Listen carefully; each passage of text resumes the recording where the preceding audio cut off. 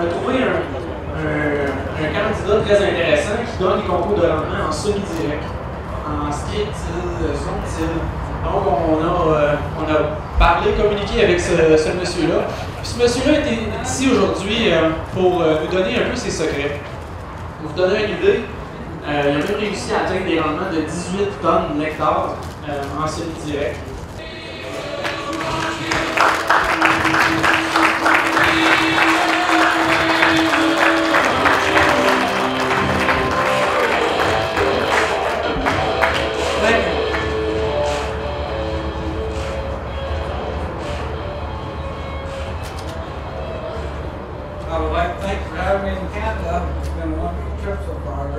Au fil des ans, Bob a essayé beaucoup de choses. Il a fait aussi beaucoup d'erreurs, mais ce sont ces erreurs-là qui l'ont aidé à atteindre des rendements de 18 tonnes par hectare. Des erreurs comme entrer trop tôt dans les champs au printemps, ça peut faire perdre jusqu'à 3 tonnes par hectare. C'est que le moniteur, il lit en temps réel la pression au sol des unités. Puis il lit en temps réel l'unité comment ce qu'elle sème. C'est comme si vous aviez une machine pour ajuster votre planteur direct sur votre semoir. Aussitôt qu'il y a un problème sur le planteur, le moniteur le détecte. Pour lui, un moniteur de précision 20-20 sur le planteur, c'est plus important qu'un moniteur de rendement dans la moissonneuse. La vitesse d'avancement du semoir est quelque chose de primordial aussi. Quant aux espacements, il sème aux 30 pouces. Il a essayé des rangs aux 20 pouces, mais il y a eu des problèmes au niveau de l'application d'azote.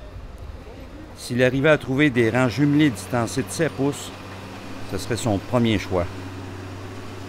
En 1998, il a augmenté la population de 62 000 à 75 000 plants à l'hectare. C'est même rendu jusqu'à 90 000 plants sur une parcelle de 14 hectares. Et depuis ce temps-là, il n'a jamais planté moins que 80 000 plants par hectare. Donc aujourd'hui, il sème 105 000 plants sur ses meilleures terres et 90 000 sur les autres.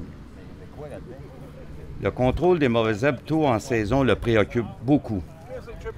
Bob utilise des herbicides de pré-émergence, puis ensuite il applique un herbicide tôt en poste levé au stade V3. Il utilise aussi des fongicides, même s'il n'y a aucun signe apparent de maladie.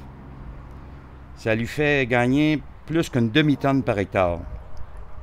Le sol et les feuilles sont analysés de façon régulière afin de répondre aux moindres besoins des plantes, même en micro-éléments. Il applique du 8-8-6 comme engrais de démarrage parce que ces sols sont riches en phosphore et moyens en potassium. Pour ce qui est de l'azote, sa recette est 1 livre par boisseau. Ça se traduit en 18 kg par tonne de maïs. Ses projets d'avenir, des rangs étroits, des rangs jumeaux, des populations encore plus élevées, des programmes de fertilisation différents, de la nouvelle génétique, le semis sans travail du sol. Comme on peut voir, ce n'est pas les idées qui manquent.